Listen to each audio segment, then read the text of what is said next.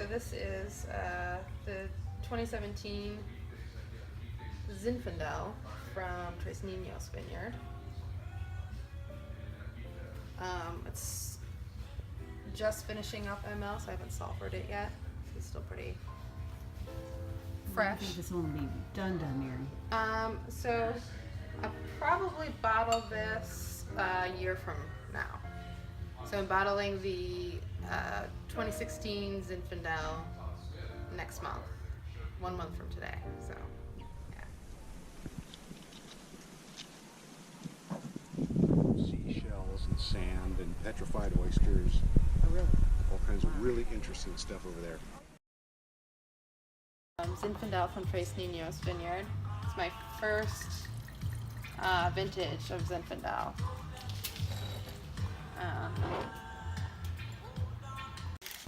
So I was really excited to use this vineyard, and I decided to do 100% whole cluster fermentation for this. So very different style, but I wanted to get that spicy old world style Zinfandel that you don't see anymore. So I did 100% whole cluster, and I think really balances out the bright fruit the Zinfandel gives, especially from this vineyard. It's a little bit cooler climate, so it's not as super jammy like most Zinfandels that you see in the area, and a good amount of acidity. So to me, it almost tastes like a Southern Rhone Grenache a little bit in a way, and I just love it.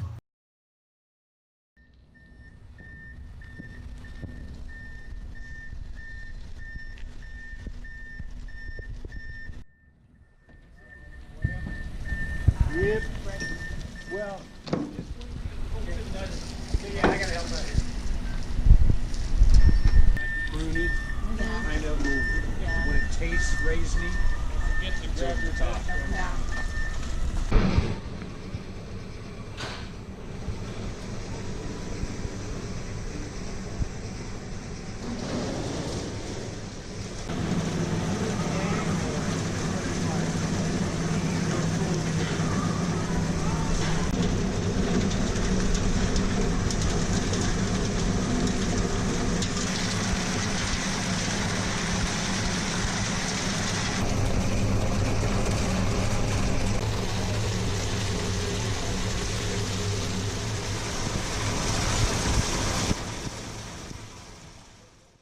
Bright fruit on this, like more of a raspberry cherry flavors.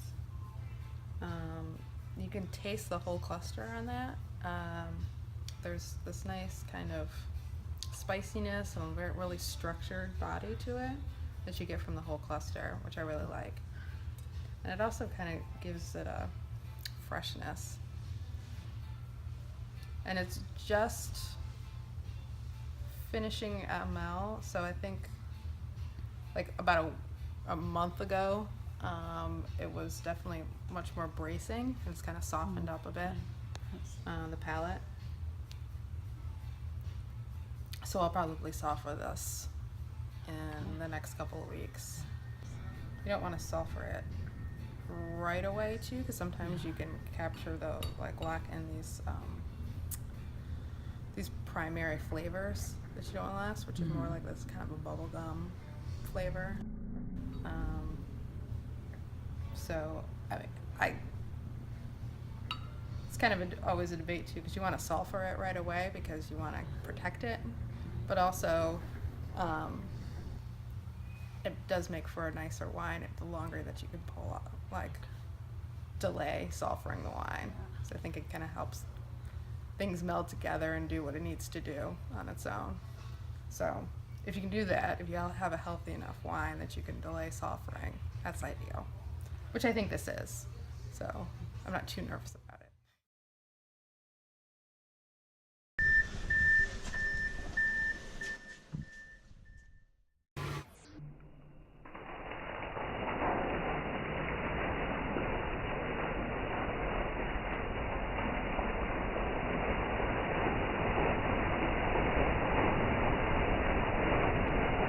Types of yeast you can use for this. But the winemaker's pretty much restarting. So they'll use a different yeast that's a lot stronger. which I think is beautiful. But yeah, there's a lot of tannin in Petite Syrah. So definitely needs that time in barrel to soften up.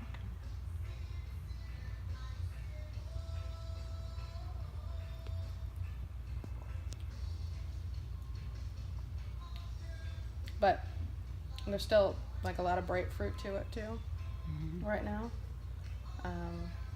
So I'm pretty excited about this Petite Syrah.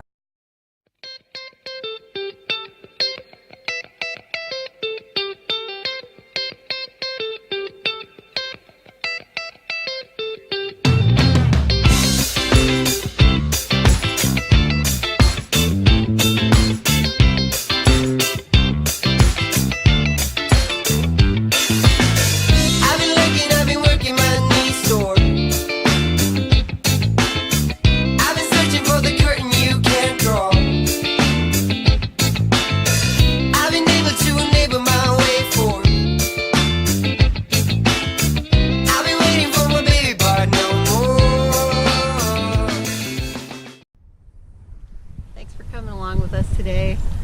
We sure enjoyed making this video for you, and we hope you enjoy it. So check back a lot. We'll have more and more coming up later.